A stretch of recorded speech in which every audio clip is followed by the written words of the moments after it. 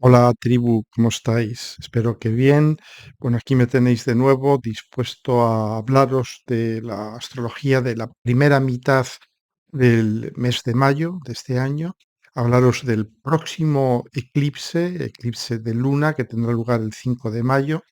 Pero antes de entrar en materia, comentaros dos cosas que cada vez que hago un vídeo se me olvida deciros y esta vez lo he apuntado para que no se me olvide. La primera es que, desde hace ya un poco de tiempo estoy subiendo los audios de mis vídeos, al menos de los últimos que voy sacando, los estoy subiendo a Spotify.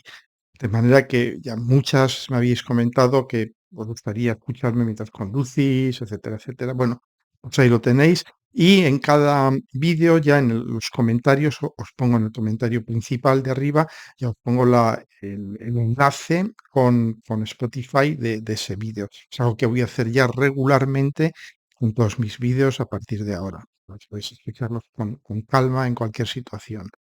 Bien, también quería anunciaros que sabéis que doy un curso sobre un seminario de una mañana sobre aspectos, que lo doy en Madrid, está ya agotado, quedan algunas plazas en online, pero voy a repetir este mismo curso el 15 de julio, el de Madrid es el 20 de mayo, sábado, pero el 15 de julio, como voy a estar por Galicia de vacaciones, voy a dar este curso en Vigo, en el Hotel Coya, el 15 de julio, también un sábado por la mañana. Muchos me habéis preguntado, pero es un curso avanzado, es un curso básico. Yo nunca sé muy bien si los cursos que hago son avanzados o son básicos, porque realmente yo me gusta agotar los temas cuando hago un seminario. Este curso sobre aspectos, yo diría que no hace falta saber mucho de astrología, hace falta saber algo sobre los signos, los planetas, sobre todo los signos y los planetas, lógicamente porque hablamos de aspectos entre planetas, ¿no? Pero no hace falta tener muchos conocimientos de astrología porque yo empiezo a explicar los aspectos prácticamente desde cero. Y lo hago desde una perspectiva que yo pienso que es nueva, que me ha animado a escribir este curso sobre aspectos.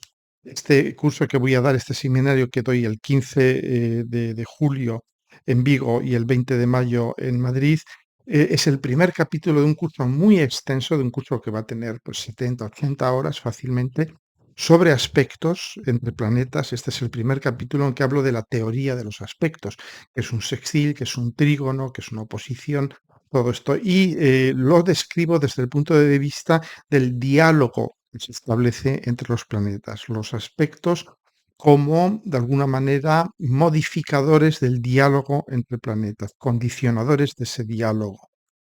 Canales, básicamente, lo que hago es describir el tipo de información, y cómo intercambian información los dos planetas entre sí. Salgo totalmente de la óptica tradicional de aspectos buenos, malos, tensos, fluidos y todo esto. Creo que todas estas cosas no tienen ninguna utilidad, no responden a ninguna realidad, os doy una visión absolutamente nueva y muy profunda. O sea, va a haber mucha teoría, pero también vamos a ver, lógicamente, ejemplos prácticos durante este curso. O sea, que ya lo sabéis, os dejo aquí el enlace para el curso de Madrid, ya lo he dejado en varios, prácticamente en todos los vídeos que he hecho hasta ahora, pero el de Vigo, os dejo aquí abajo el enlace para que os inscribáis si así lo deseáis. Es un curso de una mañana de 10 a 2 en el Hotel Coya en Vigo, en Galicia, presencial. No vamos a hacer nada online ni nada de eso, puramente presencial. O sea que ahí lo tenéis. Bueno, pues esto eran las dos cosas que quería comentaros que se me olvida cada vez. Vamos a hacer una pequeña recapitulación. Sabéis que me gusta empezar viendo las cosas que han sucedido. Acaba de suceder el famoso eclipse del 20 de mayo, perdón, del 20 de abril, a caballo entre Aries y Tauros. Dije que era un eclipse muy curioso, porque realmente sucedía primero en un signo y luego en el otro. En cuestión de minutos pasaban la luna y después el sol y el eclipse persistía todavía, pero ya desde Tauro, ¿no? Entonces, os había comentado cómo, en este eclipse las cosas que se lanzasen, que comenzasen, empezarían a ir muy rápido, porque claro, un eclipse que se formaba con Sol, Luna, Júpiter en Aries, lógicamente hay una enorme energía de ascensión, de penetración, de comenzar una nueva etapa, eh, de iniciar algo totalmente nuevo. Pero os dije que nada más empezar aquello, nos encontraríamos un poco con esa, inercia, esa resistencia taurina.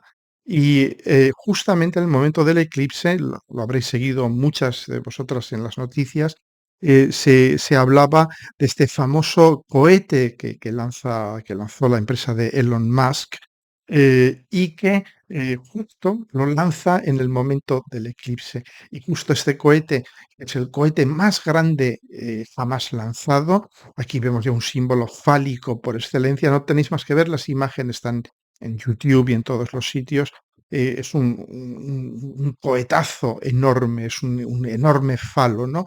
Y cómo aquello empieza a subir, a subir, a subir muy rápido, hasta que llega un momento en que es como si tocase un techo y ahí se desintegra, ¿no? Y es curioso, ¿no? Como, este ejemplo del cohete personifica, yo diría que de una forma material, tangible, absolutamente, mm, literal, lo que yo os había explicado en cuanto a la transición energética de Aries hacia Tauro, ¿no? Y como aquello vuelve a caer hacia la Tierra que es Tauro, ¿no? Y que es la inercia de la Tierra la que atrae al cohete de nuevo hacia abajo. Entonces, bueno, muchas gracias a Elon Musk, porque nos ha ayudado a visualizar astrología, probablemente sin quererlo, pero bueno, ahí lo tenemos, ¿no? Y seguimos también, daos cuenta que hay un aspecto que lleva ahí muchas semanas, meses casi, y que va a tirarse todavía, prácticamente, unos 6 o 7 meses más, que es la cuadratura entre el eje nodal, ¿veis el eje nodal que está al final? Lo vemos aquí, al principio, perdón, de Tauro y de Escorpio, y Plutón. Plutón no lo he marcado, pero vemos la cuadratura al eje nodal. Y, como siempre, yo os había explicado, ¿no?, que ya la Revolución Francesa se produce con un aspecto muy similar, con, Plutón en Acuario, en cuadratura con el eje nodal en el eje Tauro-Escorpio, y vemos cómo en Francia las cosas no van a mejor, siguen las protestas, etcétera, etcétera, ¿no? Es decir, y van a seguir probablemente durante todavía bastantes meses. ¿Por qué? Pues porque sigue el mismo aspecto de cuadratura Plutón-eje nodal y de algún modo veis un poco cómo un país a veces resuena poderosamente con su propia historia, ¿no? Entonces, bueno, pero esto que está sucediendo en Francia nos está informando de algo mucho más profundo, ¿no? Que eh, es ese momento de parto entre lo viejo y lo nuevo. Este Plutón que lo tenemos ahí oscilando, va a estar este año 2023 y el año 2024 lo vamos a tener ahí oscilando, entrando y saliendo de Acuario a Capricornio, y vemos pues todo este debatirse entre lo nuevo, lo viejo, y vemos, bueno, pues todas estas figuras, ¿no? Y yo diría figuras históricas como el Dalai Lama, bueno, el rey de España, que van, que vienen, que de alguna manera son destronados. No entro ni salgo yo diría, el trasfondo ético o moral de lo que hacen o dejan de hacer, pero ahí está, ahí están los hechos, ¿no? Son figuras que caen de algún modo y que representan el mundo de lo viejo. Representa Trump, que es juzgado, etcétera, etcétera. Representa el mundo de lo viejo, ¿no? Y este debatirse entre lo nuevo y lo viejo, ¿no? La tensión entre lo nuevo y lo viejo que, como os he dicho en otros vídeos, la vamos a seguir teniendo con muchísima intensidad todo el año 2023 y el año 2024, pero especialmente estos meses con Plutón en cuadratura al eje nodal. Luego os hablaré de lo importante que es el eje nodal en astrología mundial, de lo ligado que está a crisis, yo diría a crisis peligrosas, a crisis de elevadísima tensión del eje nodal en astrología personal y mundial o mundana tiene muchísima importancia, ¿no? Bueno, entramos ya de lleno en este periodo. No os voy a hablar de Júpiter en Tauro, porque entra a mediados de mes de mayo, porque probablemente haga un vídeo especial sobre Júpiter en Tauro, ¿no? O si no, os hablaré en mi próximo sermón. Pero que os sepáis que está ya Júpiter en capilla, como quien dice, en los últimos grados, y la entrada de Júpiter en Tauro va a ser sonada, va a ser muy sonada, os voy a hablar de esto. ¿Por qué? Porque entra formando una conjunción con el eje nodal, una cuadratura con Plutón, es decir, va a ser muy, muy sonado. Por lo que os he dicho antes, el eje nodal tiene una enorme fuerza de activación psíquica, de corrientes psíquicas colectivas y personales muy fuertes, ¿no?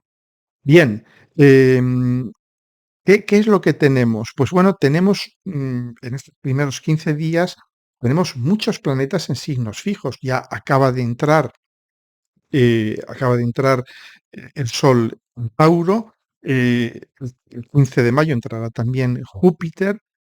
Tenemos una lunación muy potente en Tauro.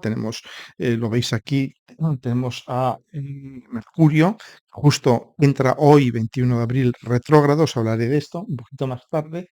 Tenemos al nodo norte, tenemos al Sol y tenemos a Urano. Mucha gente en Tauro y encima la lunación en Escorpio y Plutón en Acuario. Mucha energía fija, ¿no? Entonces, la energía fija, ¿qué son? Pues son posiciones enconadas y posiciones encontradas muchas veces, ¿no? Muy de me atrinchero, me enroco, no me moverán. Los signos fijos parece que ese es su lema, no me moverán, por eso se llaman fijos, ¿no? Y tiene su razón de ser, son signos de consolidación. Un signo fijo consolida las energías que le llegan del cardinal. Tauro agarra la energía, la luz, la chispa de Aries y la consolida, la materializa, le da forma material, la acumula, la asimila, ¿no? Y así sucesivamente. Entonces, no solamente esto, sino que el 2 de mayo, dentro de unos poquitos días, entra Plutón retrógrado en Acuario.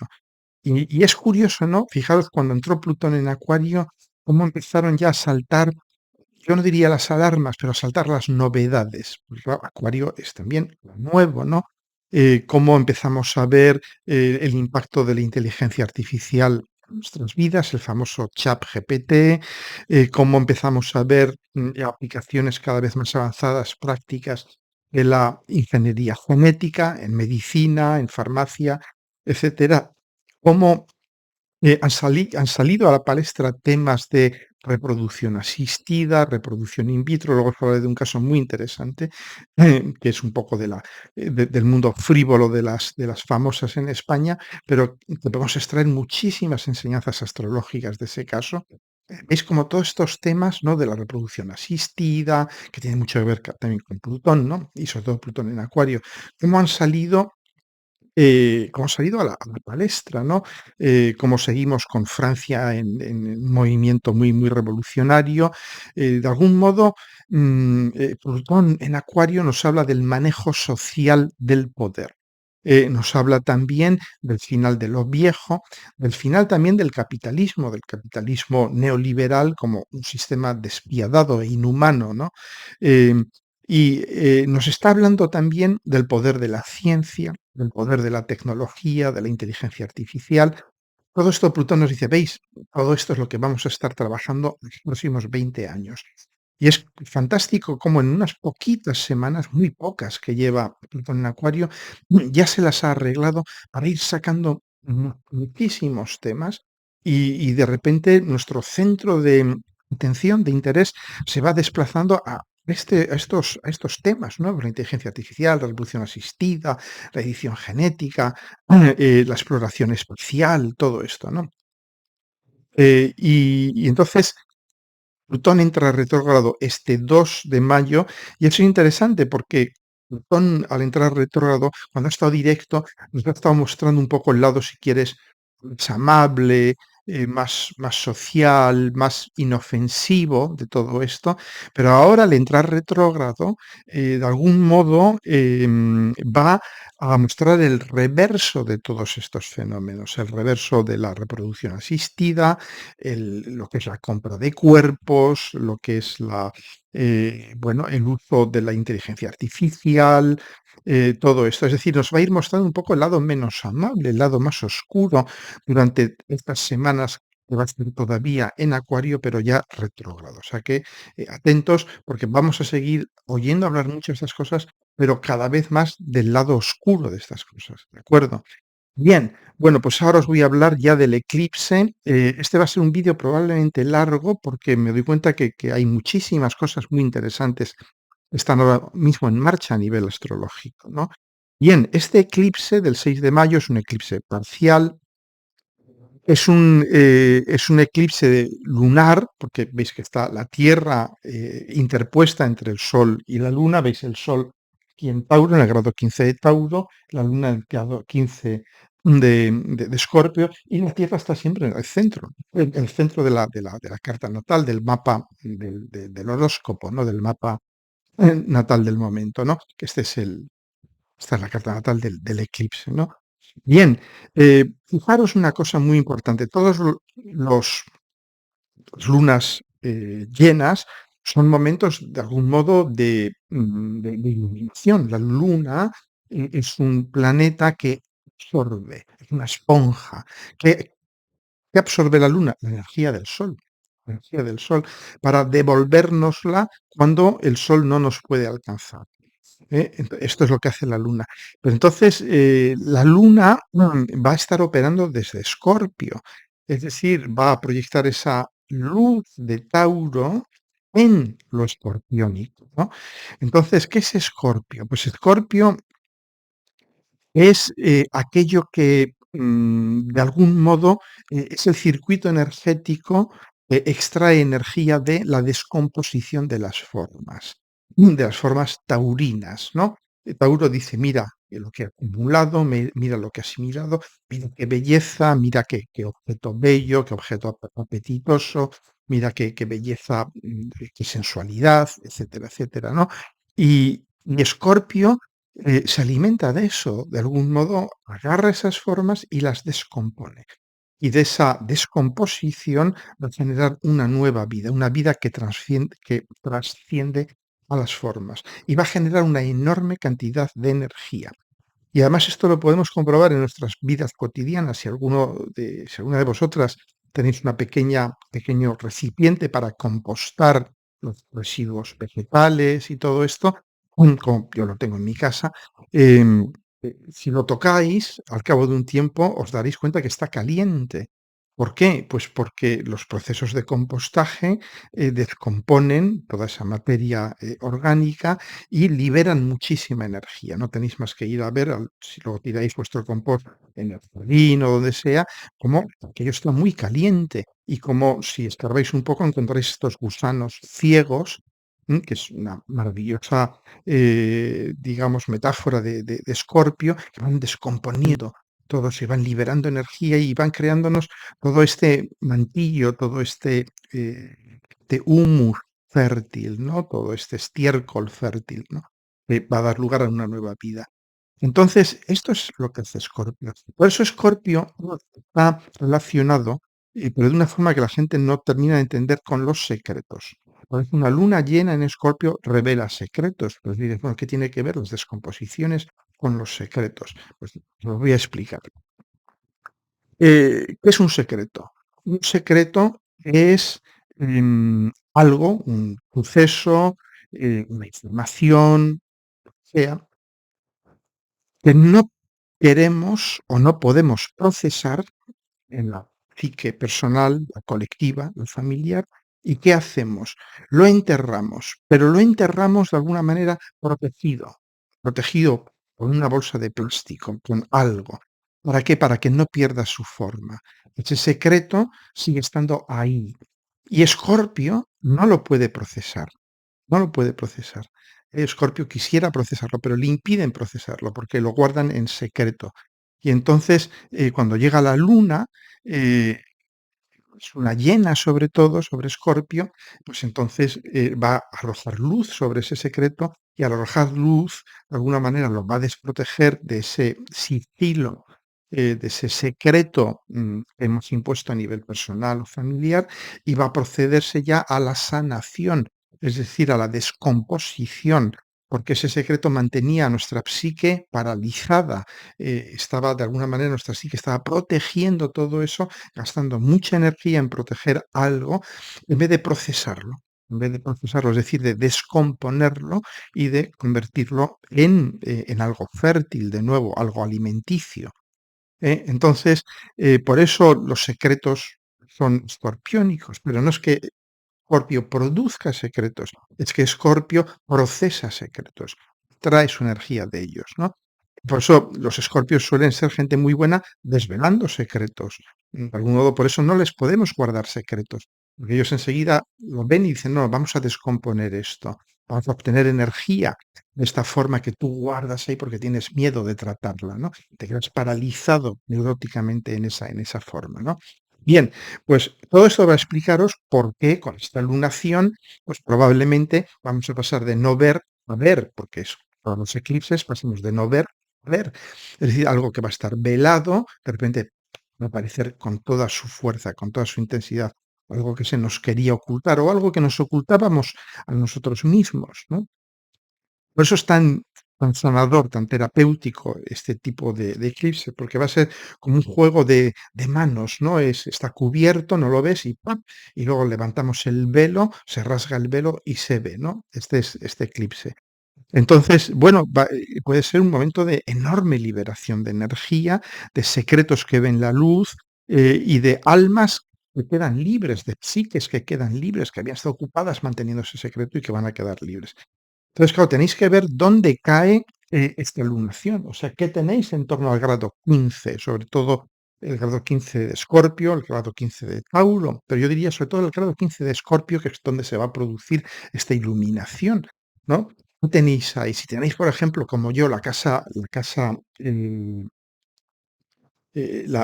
décima, pues entonces, de algún modo, va a decirte, y vas a tener en cuenta una cosa muy interesante, que la luna está conjunta con el nodo sur. ¿Y el nodo sur qué es? El nodo sur representa el agotamiento de un proceso psíquico y emocional, ¿no? El nodo norte es donde cultivamos una nueva experiencia, donde empezamos a metabolizarla, a procesarla, y el nodo sur es donde la excretamos, está acabada esa experiencia, ¿no? Entonces, si lo tenéis, esto sucede, por ejemplo, por daros un ejemplo, en el nodo, en el medio cielo, en vuestro medio cielo, ¿qué significa? Pues que de algún modo os va a arrojar luz sobre una situación, yo diría, profesional, por ejemplo, que ya está agotada. Y de algún modo, pues esa luna va a decir, bueno, pues a ver, ya está agotada, compórtala, se va a morir, extrae toda la energía que puedas de ella y con lo que quede, pues plantamos algo nuevo, una nueva vida nace. Eso es, digamos, el escorpio que fluye, la energía escorpiónica sana, lo que tiene que hacer Escorpio, cuando funciona bien, ¿no? Entonces, esto si lo tienes en tu casa 7 pues puede ser una relación que ya ha cumplido su función, la hemos agotado, la palabra clave con el nodo sur es agotamiento, una experiencia se ha agotado. Entonces, eso es como el culo, finalmente, que por el culo que expulsamos, ya lo que ha quedado agotado, ya no se puede extraer nada más de todo eso, ¿no? Ha sido metabolizado, digerido completamente, ¿no?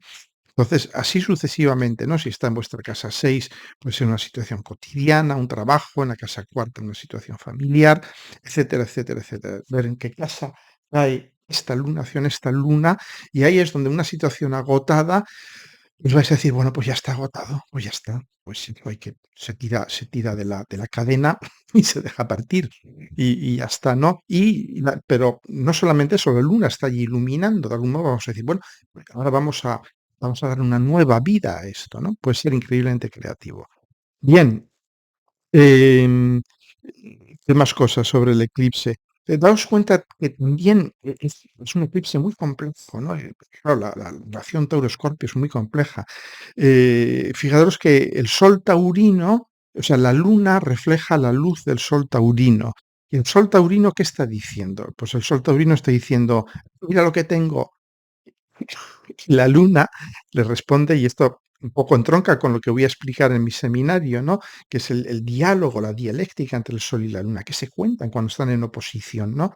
Y la luna le va a responder, mira en lo que se ha convertido. ¿Eh? El sol dice, mira lo que tengo, y tal, y la luna le va a decir, mira, pues esto que tú tienes se convierte en esto otro, se composta, se convierte en humus, en basura fértil, ¿no?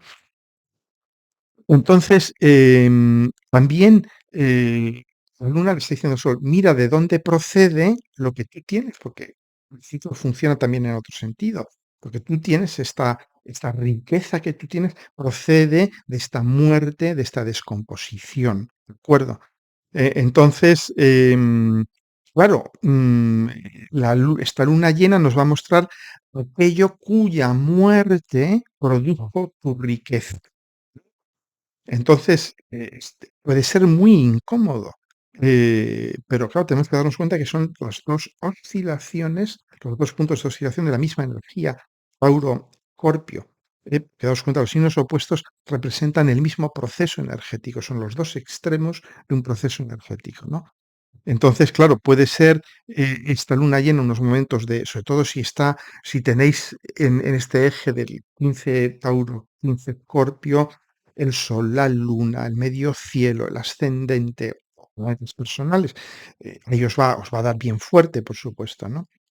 Mm, entonces, pues van a ser momentos de iluminación, de comprensión, a veces incómoda, a veces muy incómoda incluso, de darnos cuenta de que lo que tenemos procede de la muerte de aquello, pero que la muerte de aquello va de nuevo generar lo que tenemos, lo que tendremos, ¿no? Todo esto también, a nivel de astrología mundial, pues nos habla también del gran problema de la deuda a nivel mundial. No me extrañaría que haya, siempre que Tauro se activa y Escorpio se activa, surgen problemas económicos, financieros, sobre todo de deuda y todo esto. Entonces no me extrañaría que en torno a estos días, en torno al 5 de mayo, haya crisis de deuda y cosas de ese tipo, ¿no? Eh, pero también, esto es mucho más complejo, porque si daos cuenta que el Sol está conjunto a Urano. Todo este eclipse se da con Urano, hay a muy poquitos grados del eje luna, Sol-Luna, ¿no? Entonces, este eclipse nos va a revelar el cambio radical, Urano, de nuestra relación con la Tierra. Realmente, este eclipse nos va a decir: "Muchachos,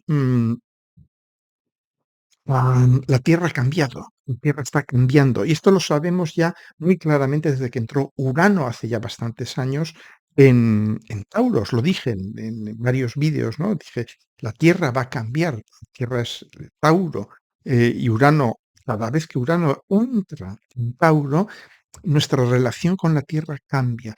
Eh, Nos guste o no nos guste, Tauro es la tecnología. ¿Qué sucedió en los años 30, 35, 36, etcétera? Del siglo pasado, con Urano entrando en Tauro, pues es el desarrollo de la cosechadora, el invento y la utilización del DDT, los pesticidas y todo esto, que son cosas que de alguna manera fueron incorporaciones brutales, brutales de tecnología, eh, probablemente muy, muy destructivas, increíblemente destructivas, pero ahí lo tenemos. Nuestra relación actual con la Tierra está basada en los pesticidas y en la tecnología. Ahora está sucediendo lo mismo. Lo que sucede es que la Tierra de algún modo ya de algún modo nos está diciendo, he cambiado, voy a seguir cambiando. Y lo que está sucediendo es que con este tránsito de Urano por la madre Tierra, por Tauro, la Tierra está dejando de ser materna. Urano, un planeta que es muy poco materno, nada materno. Urano nos dice, no, no, no, sepárate de vínculos emocionales, del pasado. Urano es el futuro de ciencia ficción, la tecnología. Y entonces, la Tierra está diciendo: "Bueno, bien, vale, pues nos separamos, estamos separándonos en gran medida de la Tierra". Es la Tierra, y nosotros, la humanidad, estamos dejando de tener una relación materno-filial, una relación de nutriente. La Tierra va a dejar un modo de nutrirnos, o lo va a hacer a través de todavía muchísima más tecnología, ¿no? Entonces, estamos, ahora mismo en este proceso también con Urano transitando en Tauro, que tenemos, pues, los procesos de hibridación entre lo orgánico, biológico y lo tecnológico, cada vez más, ¿no? Entonces, es lo que es hacia lo que vamos, ¿no? Es lo que estamos viendo ya, ¿no? De las inteligencias artificiales, la hibridación entre nosotros y la inteligencia artificial. De esto hablaré mucho en el futuro, de esto hablo mucho en mi libro, que pienso publicarlo en algún momento, no os preocupéis, probablemente en enero del año que viene. Hablo mucho de todo esto en el detalle, en cómo todo esto se va a ir desplegando ya de una forma concreta, ¿no? Entonces, volviendo ya a una clave más personal, pues también, claro, con la luna opuesta a Urano, es el ser libre versus, el estar seguro, el sentirse seguro. Esto nos va a mostrar cómo la posesión emocional psíquica, que muchas veces, digamos, es el mecanismo de defensa de la luna en Escorpio, se va a enfrentar con la necesidad de romper vínculos con lo nutriente, con lo maternal, ¿eh? Nos va a mostrar todos aquellos apegos que eran apegos necesarios, pero que ya no lo son, ¿eh? Los apegos necesarios son Tauro, ¿eh? Y Urano en Tauro nos está mostrando que muchos apegos necesarios ya han dejado de ser necesarios y que hay que, de algún modo, o que los vamos a ir cortando, ¿no? Bien, también nos muestra, como os dije antes, el precio de haber hecho perder a otros su libertad, la luna opuesta a Urano. ¿Eh? Entonces, bueno, lo que os decía, mira bien dónde cae esta conjunción Luna, nodo sur y Sol, nodo norte, porque ahí es donde se va a producir un proceso de depuración de aquello que ya se agotó, de dejar ir lo viejo, que eso viejo ya se ha convertido en malo. Entonces, fijaros en qué casa cae esta luna, esta lunita escorpiónica, porque ahí es donde vais a pagar, ahí es donde vais a, de alguna manera, liberaros, dejar ir, que es lo que hace Escorpio cuando funciona bien, procesos que se han agotado. Claro, la casa que tengáis ahí es el área de experiencia de vuestra vida donde vais a dejar ir estos estos procesos que se han agotado, ¿no? Bien, y no puedo evitar, yo sé que algunas de vosotras no os gusta que hable de política y cosas de estas, pero hablando de astrología mundial es imposible no hacerlo, ¿no? Entonces, de la coronación del rey Charles del Reino Unido, Inglaterra y el Reino Unido de Gran Bretaña y todo eso, ¿no? Porque se corona unas horas, un día antes de este eclipse. Y es interesante darse cuenta que toda la familia real inglesa, empezando por Charles, su hijo menor, Henry, la reina, que en paz descanse, todos ellos tenían un Tauro muy potente, la reina de hecho era Tauro. Todos ellos tienen o la luna en Tauro, o la ascendente en Tauro, todos ellos están muy marcados por Tauro. Y el hombre este se hace coronar un día después de un eclipse. Entonces, yo creo que, claro, nada sucede por casualidad, ¿no? Pero daos cuenta de una cosa, la familia real inglesa tiene una fortuna de alrededor de unos 50.000 millones de euros, dólares, 50.000 millones, ¿no? Y que la coronación va a ser, sin duda alguna, toda una enorme ostentación de riqueza, de poder económico, frente a un pueblo que lo está pasando mal para pagar la calefacción en invierno o para pagar la comida el resto del año. Y daos cuenta que de dónde viene la riqueza de esta familia. Se está investigando ahora, ya ni ellos mismos lo niegan, viene del tráfico de esclavos.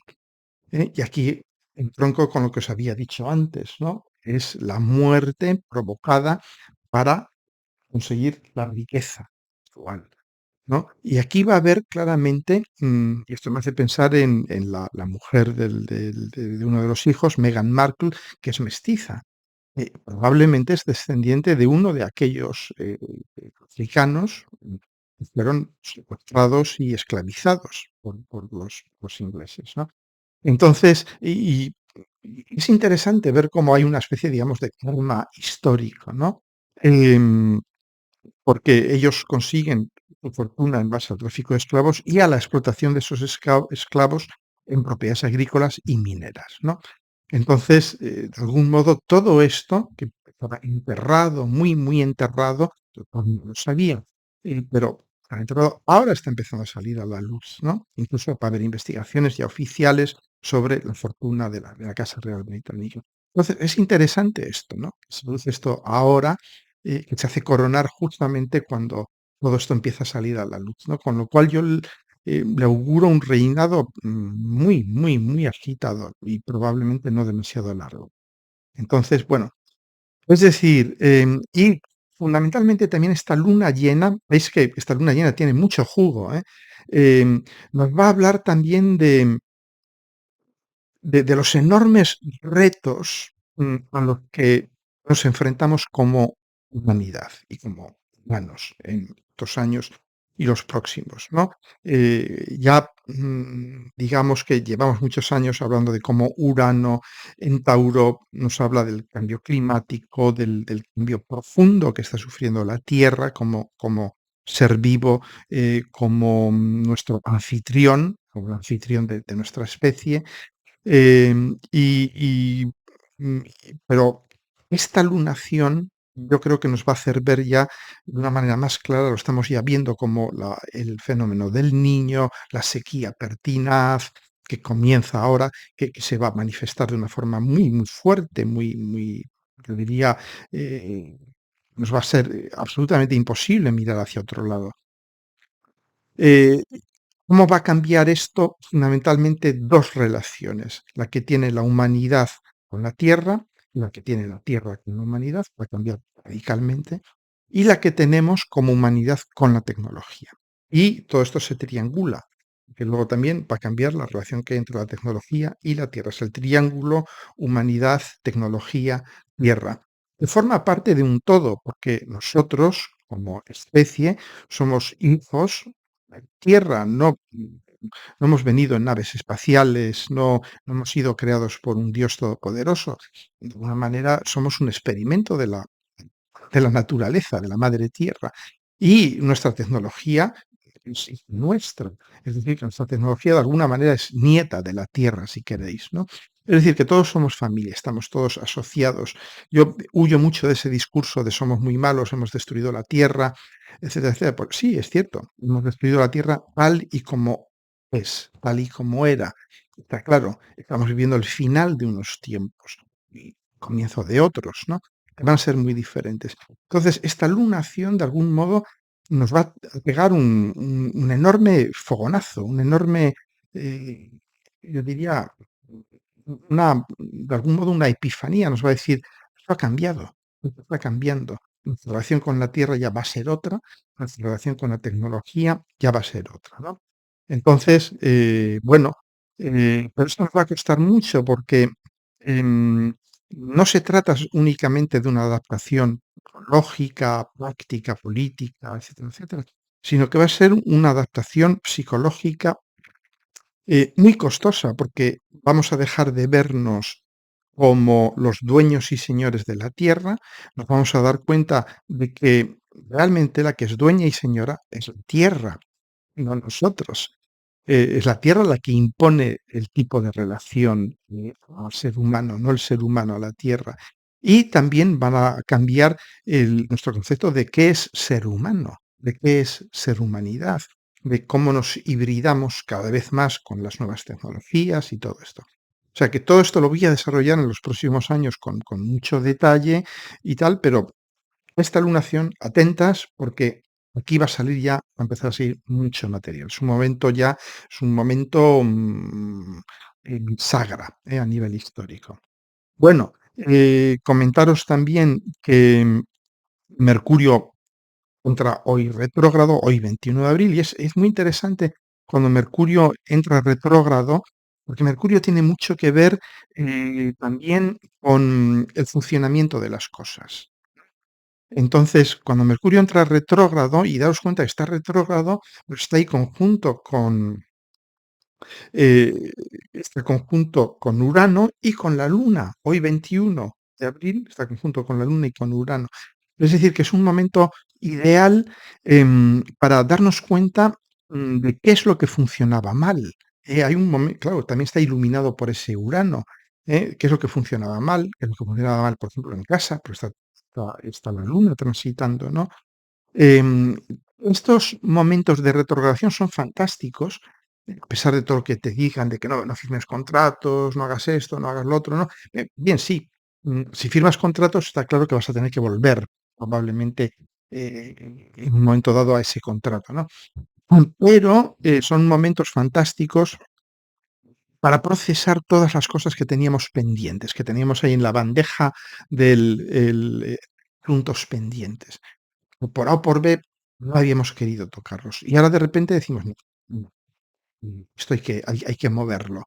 Y pueden ser semanas muy resolutivas. Va a estar retrógrado creo que hasta el 15 de mayo, si no me equivoco, más o menos, y luego va a permanecer en la zona de sombra creo que hasta el 1 de junio, pero directo ya entrará el 15 de mayo, ¿no? De acuerdo. Entonces son unas 3 semanas largas, 4 semanas de retrogradación, ¿no? Entonces es un momento, como os he dicho, para porque Mercurio retrógrado, ¿qué significa? Que vuelve al pasado. Sí, el retrógrado es un planeta que vuelve al pasado. Entonces, que va a ir diciendo, bueno, todo esto que habías dejado aquí en la bandeja de pendiente, todos estos temas, venga, vamos a ir tratándolos ahora, ¿no?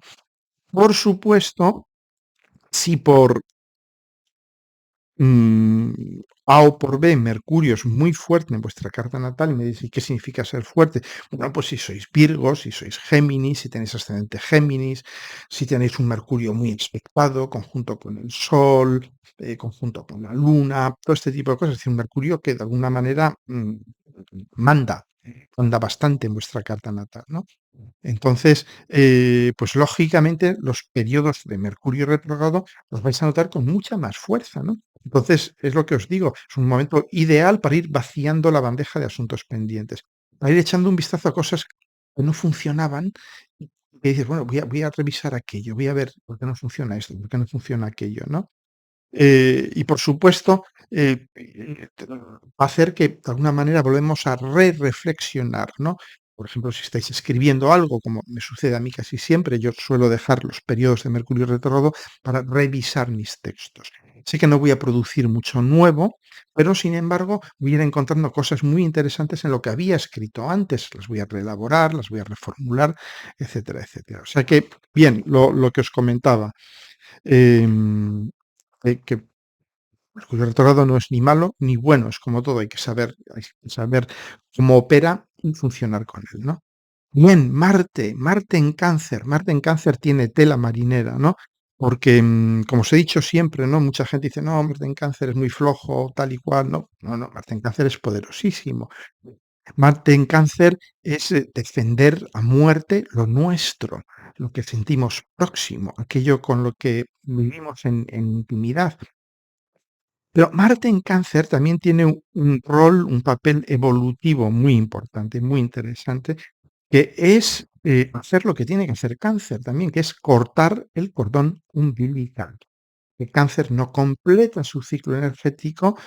Cáncer es un signo de nutrición, de alimentación, de protección, de integración, pero que tiene fecha de caducidad. Es como el embarazo, es como la vida en familia, todo este tipo yo diría, de procesos de diferenciación psíquica y física del niño, del feto, etcétera, etcétera. Em, que es lo que el cáncer, es la energía de cáncer. Pero claro, el cáncer tiene que darse cuenta cuando las cosas están ya maduras. Y ahí cuando están maduras, pues tiene que cortar el cordón umbilical, darle una patada en el culo al niño y decirle, venga, ahora te vas de casa y te buscas la vida. Yo ya he hecho lo que podía hacer por ti, ¿no? Bien, entonces, Marte en Cáncer, bien utilizado, puede servirnos para cortar estos cordones umbilicales. También para, de algún modo, cortar con situaciones familiares, por ejemplo, que estaban podridas, que no avanzaban, simplemente porque nos aferrábamos con seguir tratando a los niños como niños, cuando a lo mejor ya han madurado, cuando a lo mejor hay que ya empezar a tratarles como adolescentes, como seres que están empezando ya a irse de casa, ¿no? De algún modo, ¿no? Entonces, claro, pero puede haber brotes muy brutales con Marte en Cáncer, brotes de ira, de cólera, de agresividad, etcétera, ¿eh? Cuidado con Marte en Cáncer, a nivel familiar, a nivel del hogar, puede haber brotes muy, muy fuertes de agresividad. Entonces hay que, de alguna manera, tratar de conducir esa energía hacia ir cortando cordones umbilicales también, ¿no? Es decir, ir dándonos cuenta que ya hemos hecho lo que podíamos hacer muchas veces y que ya hay que dejar ir zonas y situaciones, ¿no? Pero luego, claro, a nivel de astrología mundial también es complicado porque tenemos la guerra de Ucrania, ¿no? Los ucranianos están defendiendo su casa, su país, su tierra, ¿no? Y vemos que a partir del 5 de mayo hasta finales de mayo está opuesto a Plutón. ¿Veis aquí Marte, el 21, esto es el día del 5 de mayo, que ya está opuesto a Plutón y que y va a estarlo hasta finales de mayo. Las oposiciones, los aspectos Marte-Plutón, pero sobre todo las oposiciones, también las cuadraturas, son aspectos, yo diría, de enorme tensión eh, existencial.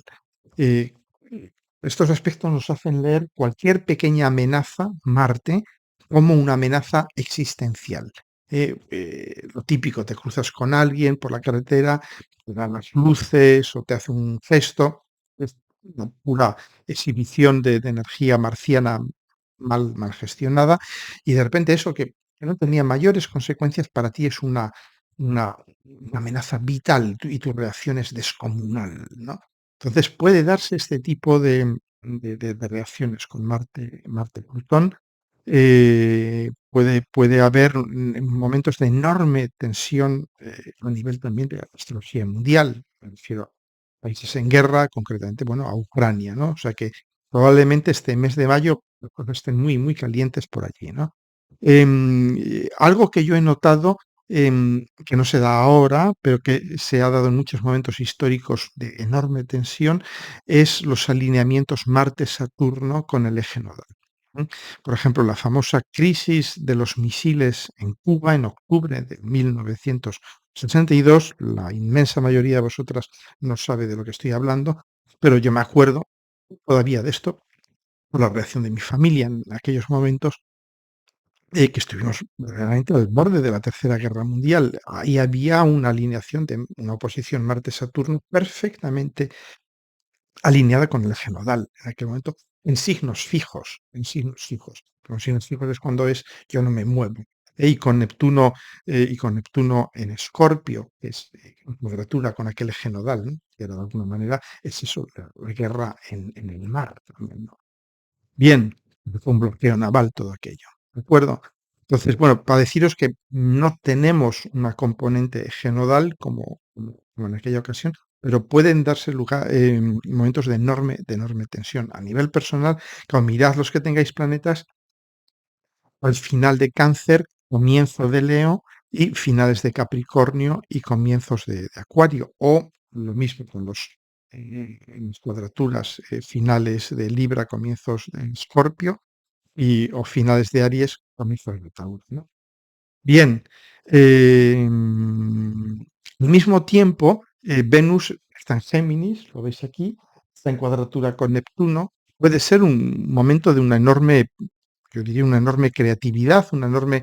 Venus en Géminis es expreso bellamente, es la belleza de la expresión, y con esa cuadratura con Neptuno en Piscis nos puede llevar a expresar lo inexpresable, a encontrar maneras de encajar lo neptuniano con lo venusino. O sea, puede ser muy creativa, digamos, productora de belleza, ¿no? Y luego Marte, lo veis, está en los últimos grados, prácticamente estos 15 primeros días de mayo, va a estar en los últimos grados de Cáncer, en trígono, no lo he puesto, pero ahí lo tenéis, en trígono con Neptuno, ¿no? De algún modo, es la fe en la acción, es la capacidad de saltar al vacío motivados por la fe. ¿M? Es un poco la energía del guerrero que se lanza a la batalla, mm, motivado por una visión mística, por un movimiento de su fe, por una confianza intrínseca en el flujo de la vida, ¿no? Bien. Bueno, os quiero hablar también, ya os dije que este vídeo iba a dar para mucho. Antes de terminar, os quiero hablar de Saturno en Piscis, que he hablado muchas veces, pero bueno, sigue ahí y seguimos extrayendo lecciones de este Saturno en Piscis, ¿no? Digamos que uno de los significados profundos de Saturno en Piscis es la aceptación del caos como mapa de nuestras vidas, como hoja de ruta de nuestras vidas. Saturno son las hojas de ruta, ¿no? Son las listas de instrucciones de ve aquí, luego ve allá. Es la estructuración de nuestro tiempo, de nuestra vida, es Saturno. Entonces, claro, Saturno Piscis lo que nos dice es, ah, tu hoja de ruta es pisciana. Es decir, cuando avanzas, retrocedes. Cuando retrocedes, avanzas. Em, Nos dice dentro y fuera es la misma cosa. Ir hacia adelante e ir hacia atrás es lo mismo. Separarse de alguien, morir a alguien, es recobrarlo. Claro, esto puede dar mucho miedo a los Saturnos rígidos, ¿no? A un Saturno capricorniano, a un Saturno virginiano en cierta medida, a un Saturno escorpiónico también puede dar mucho miedo. Esta enorme mm, aceptación del caos como orden, como agenda, como hoja de ruta, ¿no?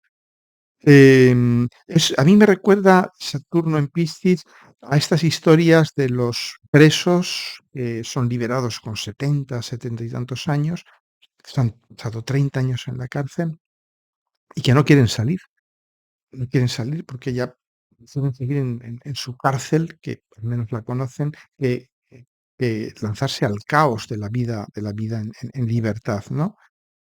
También, por eso muchas veces os digo, ¿no? Saturno en Piscis está ligado a un oscuro potentísimo y muy temible, las purgas, los genocidios, las homogeneizaciones brutales, las conspiranoias, ¿no? Porque una conspiranoia,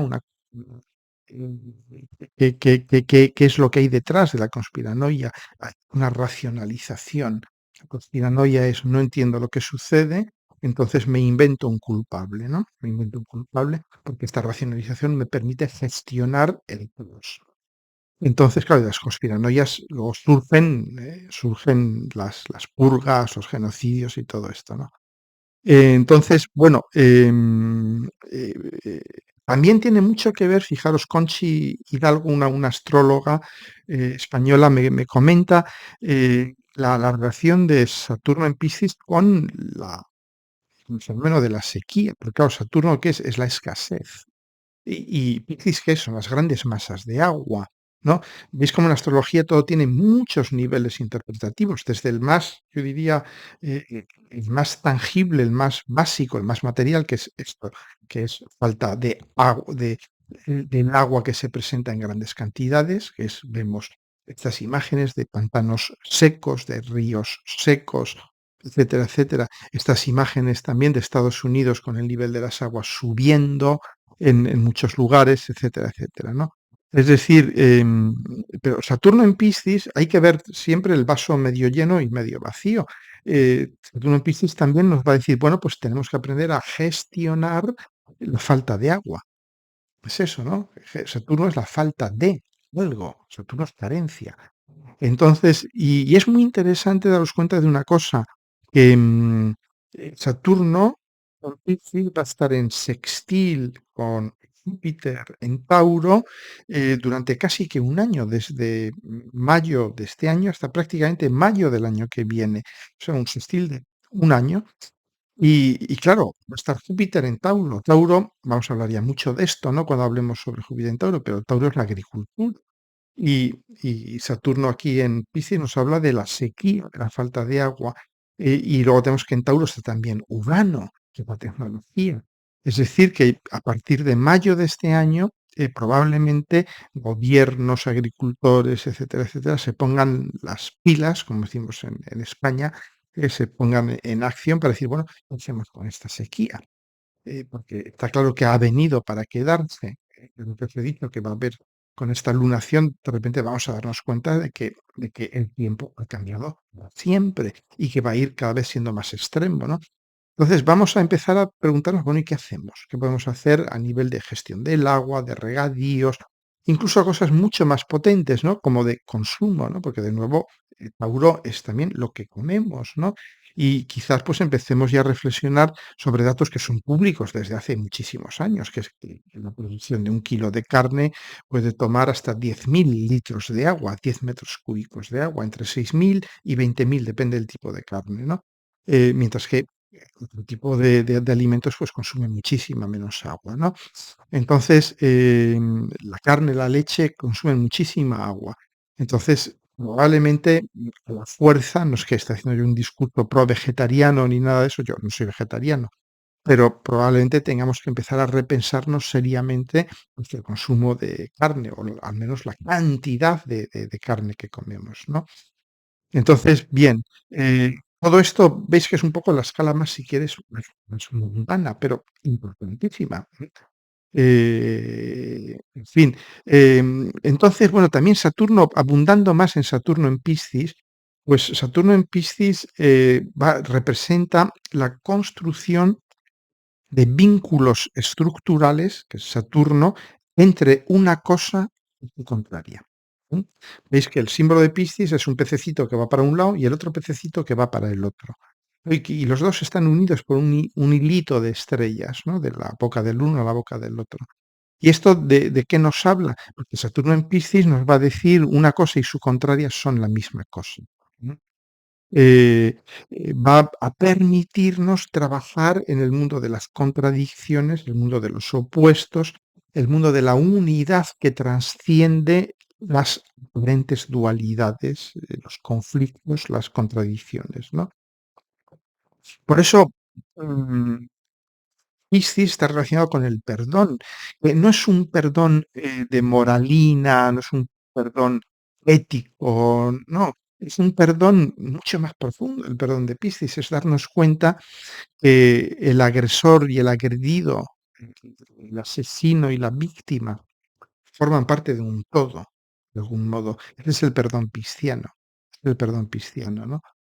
Es la catedral gótica que une al cielo y la tierra. Daos cuenta que en el mito el cielo y la tierra están enemistados. El cielo es Urano, Urano significa el cielo en griego, y la tierra es Gea. Urano viola a la tierra, la hace sufrir. Y entonces en la catedral gótica dice, bueno, no, pero somos uno, cielo y tierra, y une el cielo con la tierra, ¿no? Esto es Saturno en Piscis. Daos cuenta la cantidad de jugo que se puede sacar a Saturno en Piscis, ¿no? Saturno en Piscis es también el aprender a abandonarse a la vida para acabar recibiendo de la vida un destino, un puerto de llegada. Es decir, Piscis son las tormentas, los maremotos, los tsunamis, ¿no? Y Saturno en Piscis te dice, ¿quieres estructura? ¿Quieres un destino? ¿Quieres un puerto de llegada? ¿Quieres un sentido? Tal, abandónate a la sabiduría del temporal. Y en ese abandonarse, es un abandonarse consciente, es un abandonarse, yo diría, omnisciente, es donde uno encuentra su destino, uno encuentra su puerto de llegada, ¿no? Parece contradictorio que para encontrarse haya que perderse, pero esa es la energía de Piscis, es perderse para encontrarse, ¿no? Saturno en Piscis este refrán español, ¿no? De Dios escribe derecho con renglones torcidos. Saturno en Piscis es el viaje de Ulises, que para llegar de Troya a Ítaca, que estaban a tiro de piedra el uno del otro, se va, sale del Mediterráneo, llega a las Canarias, vuelve a entrar, etcétera, etcétera. Es decir, hace 1000 vueltas antes de llegar a Ítaca. Y lo que le importa es no el llegar a Ítaca, sino el camino que hace antes de llegar a Ítaca, ¿no? Lo que le hace sabio, lo que hace que Homero escriba la Odisea, es que se pierde, que Ulises se pierde. Si Ulises hubiera ido en 2 o 3 días de navegación de Troya hacia Ítaca, nadie hubiera escrito nada. Pero como tardó 10 años, pues ahí tenemos una de las obras cumbres de la literatura mundial, ¿no? Bien, ¿qué más cosas? A ver, consulto mis notas para no dejarme nada. Luego me da mucha rabia cuando me he dejado algo, ¿no? Saturno en Piscis va a crear las estructuras que vinculan el mundo del yo con los océanos infinitos del inconsciente colectivo. Y ahí vemos de nuevo lo que os había dicho muchas veces de las sustancias psicoactivas, la psilocibina, la atropina y muchas otras que están investigando hoy en día, ¿no? Que están empezando ya de alguna manera a abrirse, ¿no? Estas sustancias van a permitirnos vincularnos con yo diría, con mm, esa sabiduría infinita que hay también en el inconsciente colectivo, esa capacidad de sanación prácticamente milagrosa que puede residir en el conectar sí, con lo cristiano, con lo colectivo.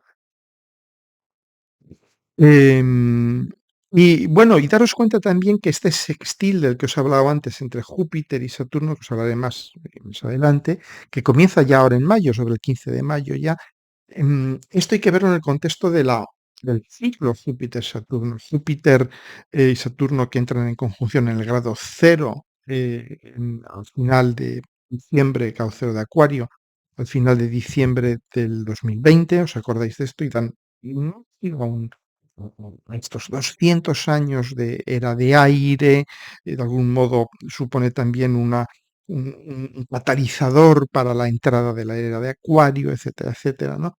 Pero este sextil que forman, que es un aspecto aparentemente humilde, pero cuidado, es un aspecto muy poderoso, el sextil nos exige conciencia, nos exige esfuerzo para darnos frutos, pero si le aplicamos conciencia y esfuerzo y trabajo al sextil, nos puede dar unos frutos, los mismos frutos que el trigo, ¿no? Entonces, de alguna manera, este sextil va a ir desplegando el programa inicial de Acuario, de Júpiter, Saturno en Acuario, lo va a ir desplegando. Pero ahora ya desde la óptica pisciana, el agua, los recursos del agua, la conexión con el inconsciente colectivo, etcétera, etcétera, con lo taurino, ¿no? La tierra, la agricultura y todo esto. Bien, entonces, bueno, para de algún modo ya terminar de hablar de Saturno en Piscis, que es un tema fascinante, porque parece ser que no son buenos compañeros de cama Saturno en Piscis, y sí que lo son, sí que lo son, ¿no? Aquí vamos a ver, porque vamos a ver 3 años, vamos a tener mucho tiempo para hablar de esto, pero vamos a ir sacando temas porque yo creo que vamos a ir aprendiendo muchas cosas de Saturno en Piscis en estos 3 años, ¿no?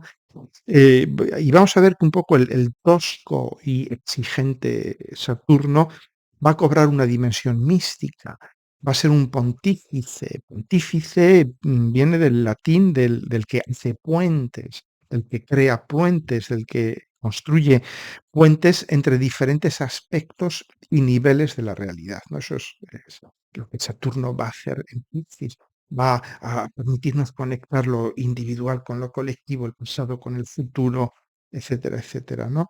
Entonces, bueno, y de hecho, fijaros, ya en una clave más de astrología más que mundial, mundana, no voy a dar nombres porque están en mente de muchos, muchas de nosotros. El caso de esta famosa española, que es una señora que bueno, es mayor que yo, o sea, tiene ya 60 y muchos años, ¿no? Y su hijo muere de cáncer y ella compra a una persona para que sea madre subrogada utilizando el semen del hijo que ya ha muerto y tal y cual, ¿no? Entonces yo no pretendo hacer ningún juicio ni ninguna historia, pero simplemente extraer un poco el mensaje astrológico tan potente, porque esa niña que esta mujer ha comprado, ha encargado, em, su hija, realmente, pero ella es la abuela. Y aquí vemos a Saturno en Piscis, con toda su gloria, ¿no? Es decir, Saturno en Piscis te dice, es una hija, es una abuela, que es una madre. Saturno en Piscis diluye las formas sociales, ¿no? Ser una madre, ser un marido, ser una esposa, ser una abuela, son formas sociales. Saturno en Piscis dice, son bobadas, son formas. Eso son formas, me lo llevo por delante, ¿no? ¿Veis? Por eso Saturno en Piscis da lugar a situaciones muy ambiguas, muy confusas, que a veces, claro, juzgamos, como estamos siempre desde lo saturnal capricorniano, que dice, no, esto está dentro, esto está fuera, esto está abajo, esto está arriba, esto está bien, esto está mal, ¿no? Entonces, bueno, Saturno en Piscis dice, madre, abuela, ¿dónde está, no? Y luego también, este mismo caso, veis todo el revuelo mediático, social, etcétera, que ha formado. Y claro, Saturno está en Piscis, pero Plutón está en Acuario. Y Plutón en Acuario, ya os lo he comentado muchas veces, lo comentó en el seminario que tengo sobre Plutón en Acuario, le tenéis aquí abajo el enlace también. Plutón en Acuario está ligado con el final de la esclavitud. Y por eso yo comento en mi seminario muchas veces que es una de las grandes hitos de Plutón en Acuario va a ser el empezar a ver muchas actividades que hoy en día vemos como perfectamente normal, que el mercado lo regule, que tal, que el capitalismo es así, ya está, ¿no? Muchas profesiones son prestadas en régimen de semi-esclavitud, lo sabemos perfectamente. Y concretamente, con este Plutón en Acuario, lo que hemos visto en este episodio, ¿no? de mujer rica y compra a mujer pobre para tener una niña o un niño, vemos que es una historia que es vieja, tan vieja como la humanidad. Lo que sucede es que ahora con Plutón en Acuario, de algún modo nos escuece. A nivel ya colectivo somos conscientes y decimos, coño, una señora rica compra el cuerpo y el alma, si es necesario, de una mujer pobre o vamos, o con dificultades económicas para darse un gusto, ¿no? Para hacerse una terapia, ¿no? Entonces, bueno, pues veis un poco, ¿no? Si realmente todo lo que sucede en una lectura astrológica, podríamos pasarnos horas y horas realizando la lectura astrológica de todo lo que sucede, ¿no? Bien, ¿qué más cosas? Bueno, pues ya el próximo vídeo ya os hablaré de este Júpiter entrando en Tauro, cuadrada con Marte, con Plutón, poderosísimos esos días en torno al 20 de mayo, que a mí me pillará en Madrid dando este curso, o sea que pues, puede pasar cualquier cosa. Y ver eso, lo que os he comentado antes, ¿no? Urano en Tauro, la lunación que implica Urano, el último eclipse que ya implica directamente a Urano, como este último eclipse en el que Urano forma parte activa, ya nos da el último aviso. El eclipse ya nos dice, bueno, ya está, ya veis que, o sea, a nivel de nuestra relación con la Tierra, por ejemplo, el otro día leía que la temperatura del mar ya se sale de todos los registros, no hay registros históricos en los que se registren temperaturas tan altas del agua del mar, el fenómeno del Niño que vuelve, que normalmente viene con enormes sequías, las temperaturas enormemente altas, etcétera, etcétera, ¿no? El aire en llamas, ¿no? Vamos a tener aquí en el hemisferio norte un verano con el aire en llamas prácticamente, ¿no? Que es un acuario también, ¿no? Y todo esto. Bueno, pues lo dicho, un vídeo largo para las amantes y los amantes de vídeos largos, pues yo creo que os vais a quedar contentas con este vídeo. Nada más, recordaros eso, que tenéis el audio en Spotify, tenéis aquí abajo el enlace para mi curso en Vigo, eh, es única y meramente presencial, Vigo, España, Galicia, el 15 de julio, sábado, de 10 de la mañana a 2 de la de la tarde. Como te he dicho, va a ser un curso que no es ni avanzado ni básico. No hace falta ser un astrólogo, no hace falta saber mucho de astrología, pero vamos a hacer una revisión muy profunda de lo que son los aspectos. Vamos a tratar de explicar desde fuera del juicio moral del aspecto bueno, el malo, el tenso, el tal, el cual.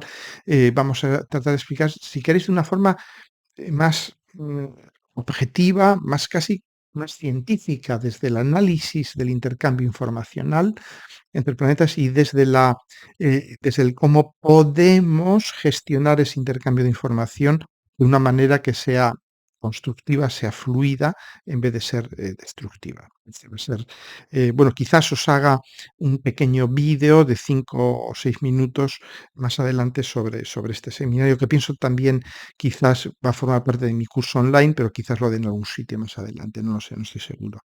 Ya no hago planes, ¿no? De acuerdo. Bueno, un abrazo a todas, a todos y nada más. Muchas gracias por vuestra paciencia.